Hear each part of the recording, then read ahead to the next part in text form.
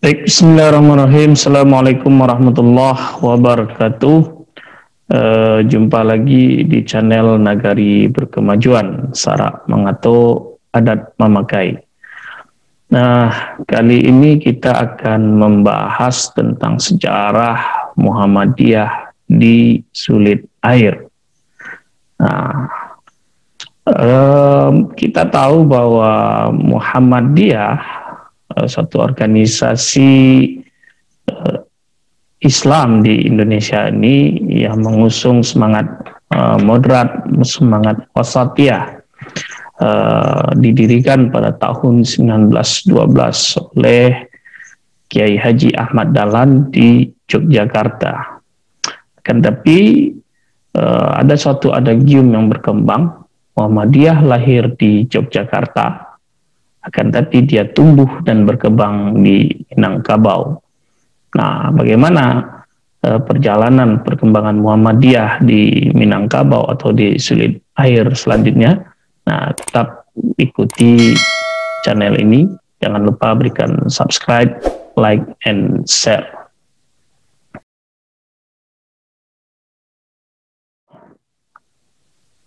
Organisasi Muhammadiyah pertama kali berdiri pada tahun 1912 di Yogyakarta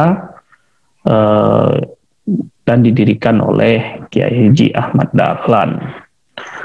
Nah, kan tetapi pada tahun 1925 salah seorang ulama muda dari Minangkabau yang bernama Syekh Abdul Karim Amrullah atau juga dikenal dengan Inyi DR atau Inyi Rasul berkunjung ke Pekalongan.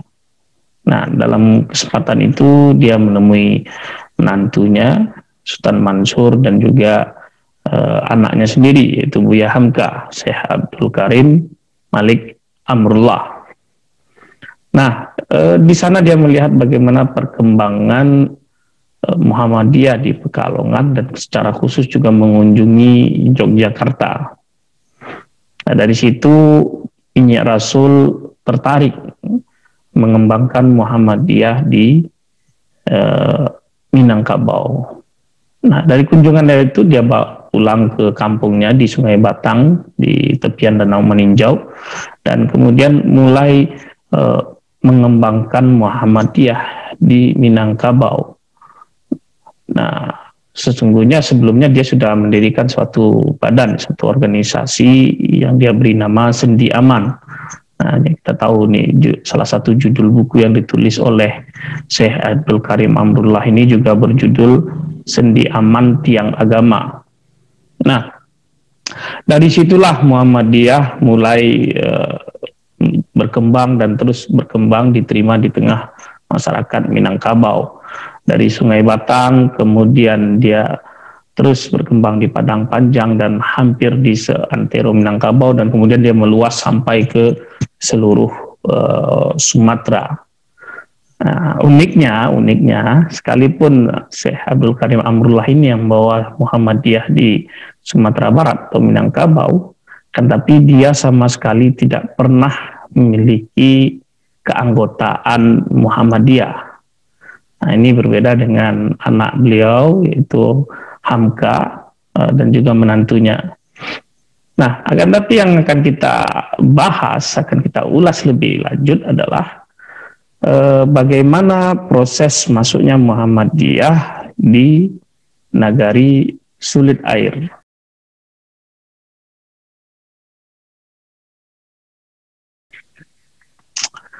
Dalam buku School and Politics yang ditulis oleh sejarawan kita ya, yaitu Pak Taufik Abdullah, di situ dijelaskan salah satu pada umumnya ya di Minangkabau itu Muhammadiyah itu bisa dengan cepat diterima. Nah, ini tidak lepas dari pendekatan Sultan Mansur yang datang ke Minangkabau yang berdakwah dengan sama sekali tidak mengotak-atik atau menyinggung masalah adat yang ada di Minangkabau. Nah, dari situlah pendekatan kultural inilah yang membuat Muhammadiyah bisa diterima dengan baik di hampir seluruh daerah di pelosok-pelosok Minangkabau. Akan tetapi ada beberapa daerah yang itu menimbulkan konflik. Nah, salah satu di antaranya adalah di Nagari Sulit Air. Muhammadiyah di Nagari Sulit Air ini mulai masuk dan berkembang pada tahun 1930-an ya, mungkin sekitar 1933 tepatnya. Nah, ini salah seorang penghulu yang aktif menyuarakan Muhammadiyah di Sulit Air itu adalah Datuk Majo Bungsu.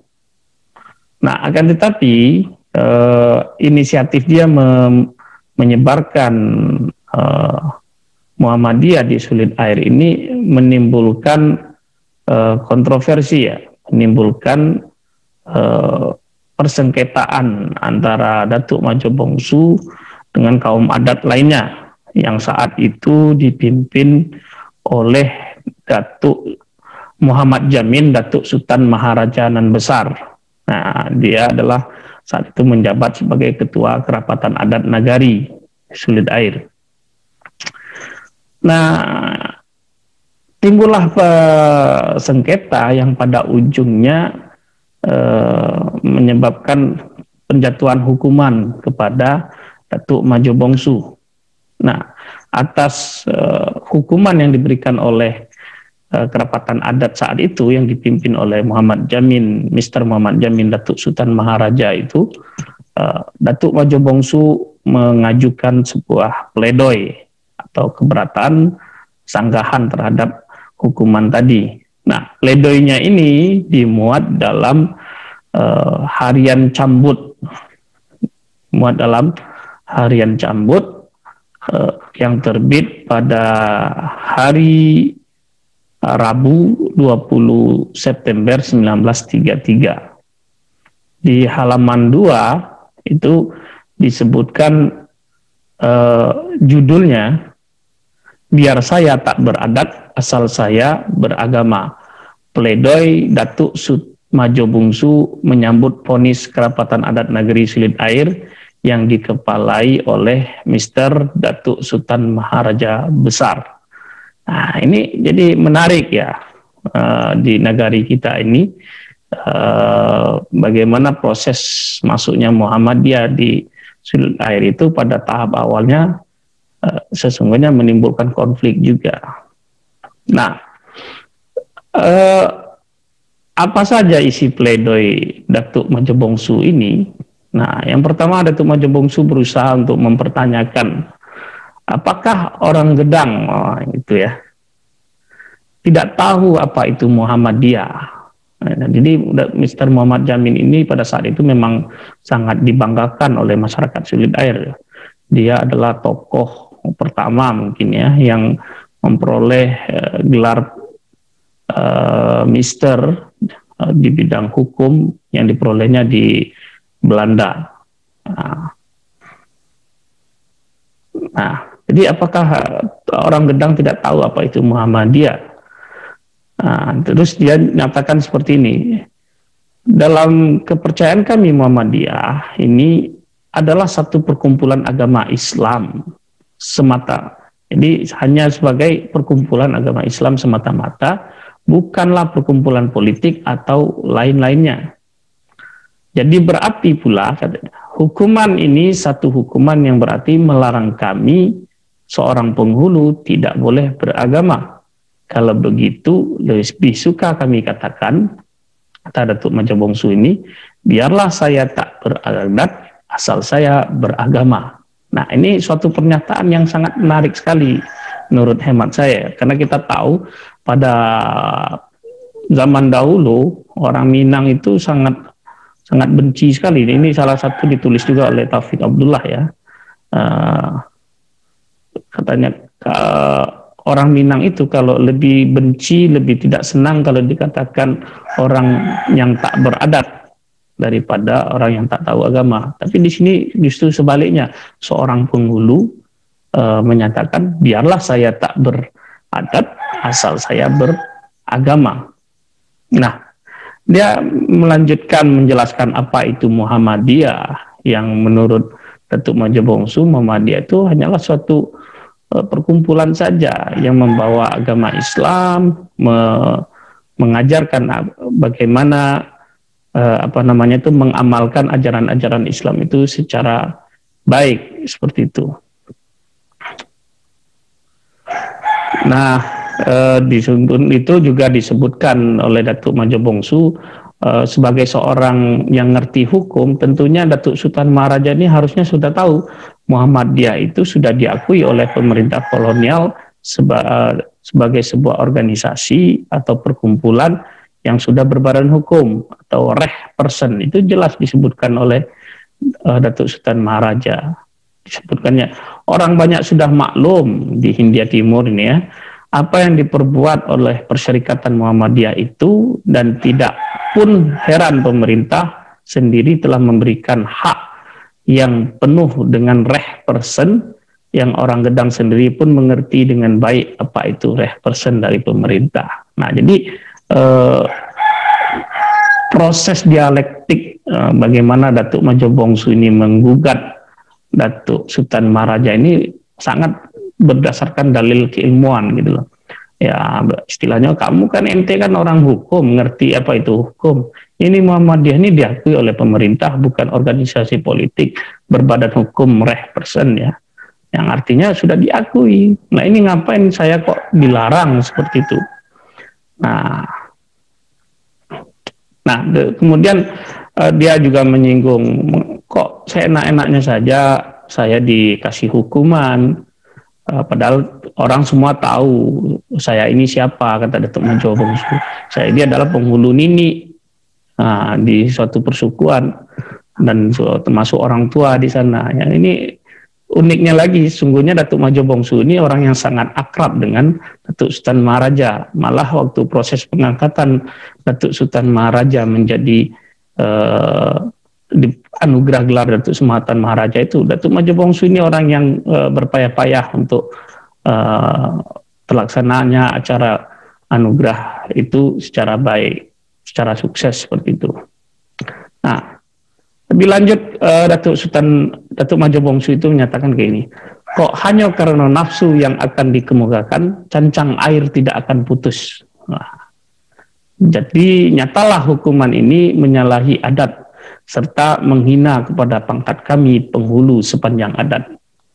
Nah, jadi ini sangat serius sekali ya bagaimana sosok Datuk Majo Bongsu ini mempertahankan pendapat, argumen dan keyakinan dia bahwa ini Muhammadiyah ini bukan organisasi terlarang gitu. Nah, kemudian dia lanjutkan juga, sekarang kami masuk kepada apa itu Perserikatan Muhammadiyah. Nah, jadi menurut dia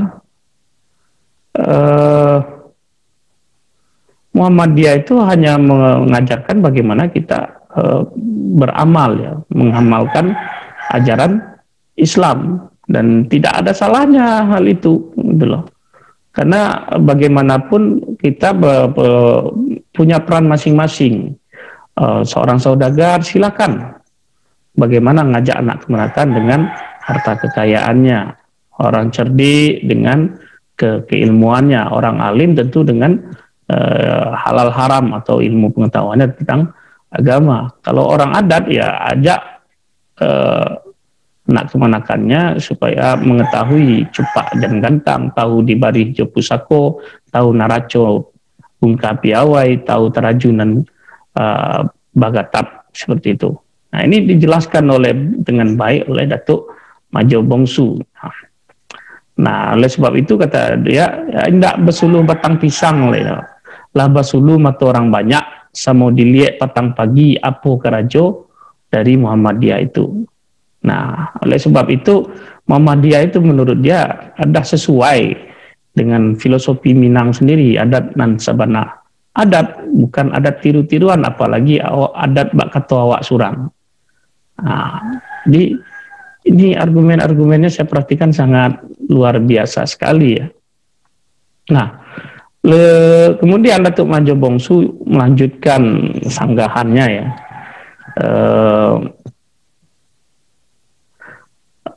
terhadap apa yang sudah dijelaskan, salahkah Muhammadiyah itu katanya. Nah, di situ dia menyaksikan. Tetapi oleh sebab barangkali karena sebagian datuk-datuk dalam kerapatan ini belum mendalami faham Muhammadiyah itu, amatlah gedang sesal di belakang hari.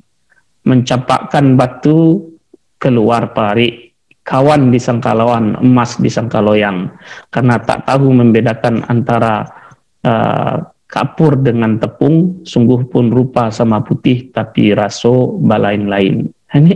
Jadi Datuk Majo Bongsu ini serangannya hebat sekali kepada Datuk Sultan Maharaja. Anda ini tidak tahu apa-apa kok sudah ngambil kesimpulan tentang Muhammadiyah.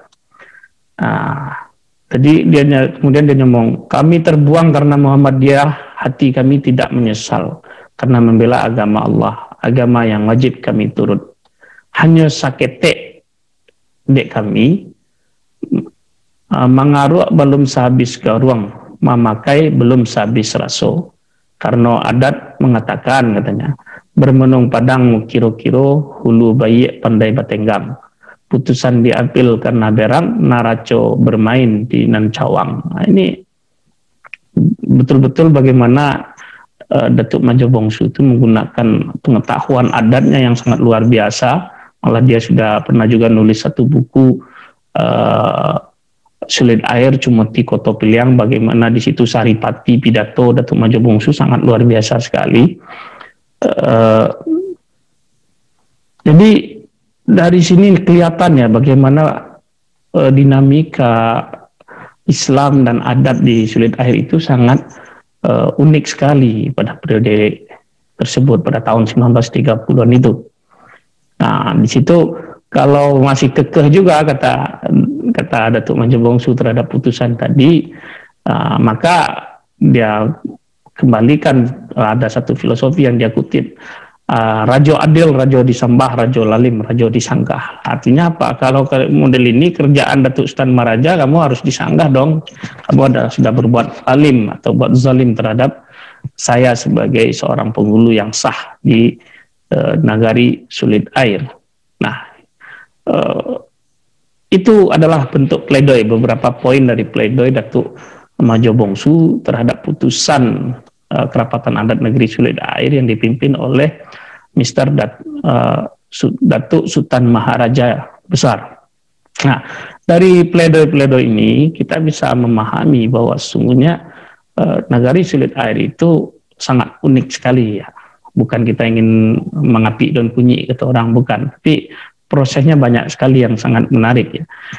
Tadi di awal saya katakan bagaimana Muhammadiyah itu memang lahir dan tumbuh berkembang lahir di Yogyakarta, akan tapi dia tumbuh dan berkembang di Minangkabau dengan corak yang berbeda. Nah, sekali lagi ya, dengan corak yang berbeda. Nah,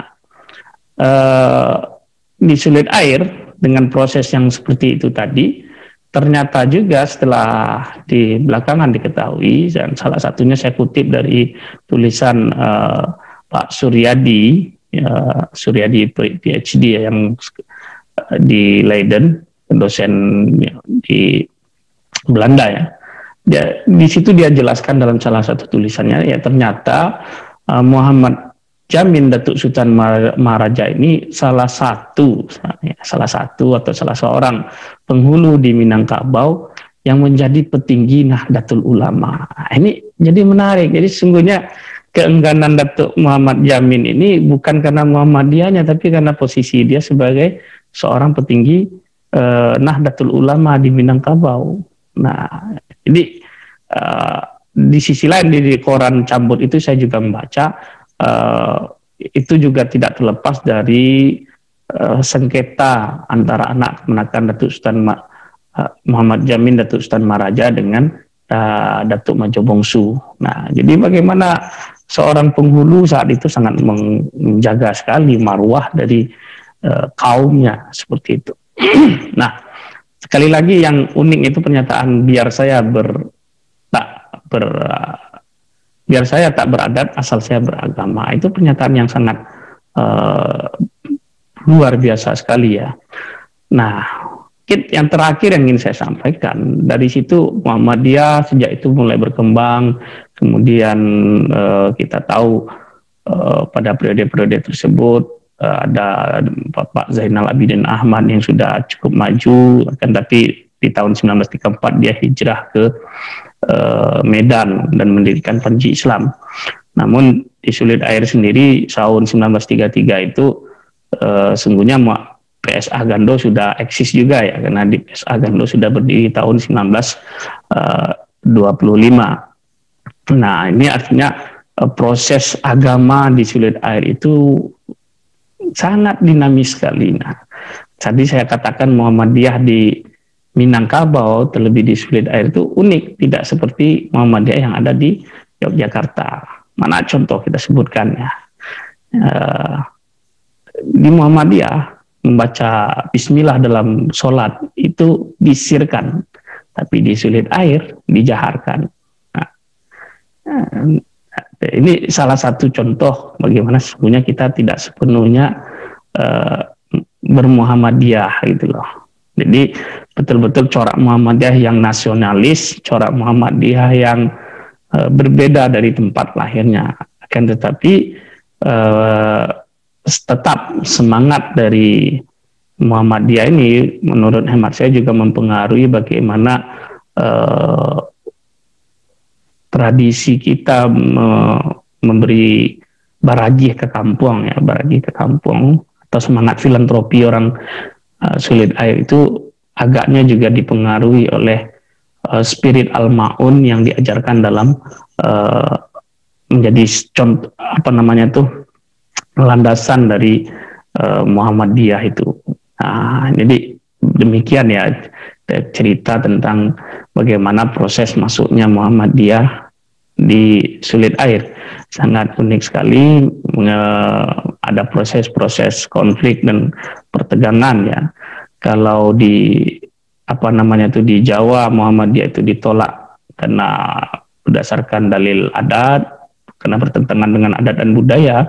Tapi di Minangkabau justru kaum adat itu sendiri yang membela keberadaan Muhammadiyah. Nah, ini jadi penting kita pahami. Nah, kita ketahui juga ya, Syekh Abdul Karim Amrullah itu juga termasuk ulama yang di tangannya pertentangan atau sengketa antara kaum tua dan kaum muda itu menjadi berakhir. Ini semenjak Abdul Karim Amrullah menulis Sendi Aman Tiang Agama dan beberapa buku yang lainnya, yang kemudian dia bersepakat dengan Inye Canduang ya, Syekh Sulaiman Ar-Rasuli, yang di situ mereka mengatakan ya sudahlah, masalah khilafiyah ini kita sudahi sajalah, tapi yang penting bagaimana masyarakat kita bisa maju seperti itu. Nah, jadi ini yang dikatakan Muhammadiyah di Minangkabau itu coraknya sangat berbeda sekali dengan Muhammadiyah yang ada di Yogyakarta seperti itu. Walaupun proses-proses ini tidak kaku ya, dia terus berkembang dan mengalami proses yang sangat dinamis sekali. Nah, terlepas dari apapun, kita bisa memahami bagaimana awal dari proses masuknya Muhammadiyah di Sulit Air, yang dari situ menunjukkan bahwa orang Sulit Air sudah dinamis sejak dulunya gitu loh. Dialektiknya hidup seperti itu. Nah, bahkan gugatan hukuman itu digugat, dipledoi dengan sebuah argumen-argumen ilmiah yang itu bisa sangat kita pahami dengan baik seperti itu. Nah, mungkin demikian ulasan saya tentang sejarah Muhammadiyah di Sulit Air pada periode awalnya ya. Nanti kita akan ulas lagi bagaimana perkembangan Muhammadiyah di Sulit Air sampai berdirinya sekolah Madrasah Sanawiyah Muhammadiyah di Balitparit. Itu kita akan ulas kembali di sesi berikutnya. Nah, untuk itu tetap terus pantau channel Nagari Berkemajuan. Jangan lupa subscribe, like, and share. Demikian dari saya. Terima kasih. Lebih kurang mohon maaf. Assalamualaikum warahmatullahi wabarakatuh.